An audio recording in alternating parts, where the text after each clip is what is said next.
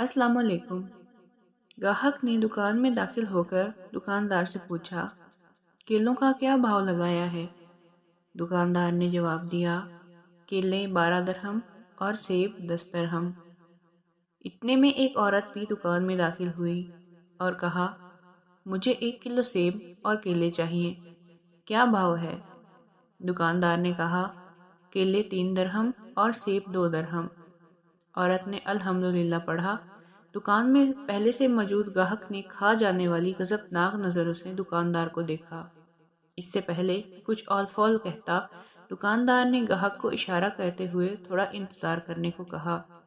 औरत खरीदारी करके खुशी खुशी दुकान से निकलते हुए बड़बड़ाई, अल्लाह तेरा शुक्र है, मेरे बच्चे इन्हें खाकर बहुत खुश होंगे। औरत के जाने के बाद दुकानदार ने पहले से मौजूद ग्राहक की तरफ मुतवज्जा होते हुए कहा, अल्लाह गवाह है, मैंने तुझे कोई धोखा देने की कोशिश नहीं की।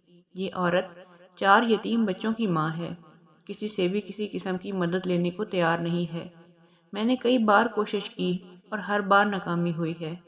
अब मुझे यही तरीका सूझा है कि जब कभी आए तो उसे कम से कम दाम लगाकर चीज़ दे दूँ। मैं चाहता हूँ कि इसका भरम कायम रहे और इसे लगे कि मैं किसी की मोहताज नहीं हूँ। मैं ये तिजारत अल्लाह के साथ करता हूँ और उसकी रज़ा व खुशनुदी का तालिब हूँ। दुकानदार कहने लगा, ये औरत हफ्ते में एक बार आती है, अल्लाह गवाह है, जिस दिन ये आ जाए उस दिन मेरी बिक्री बढ़ जाती है और अल्लाह के गैबी खजाने से मुनाफा दो चंद हो जाता है। ग्राहक की आंखों में आंसू आ गए।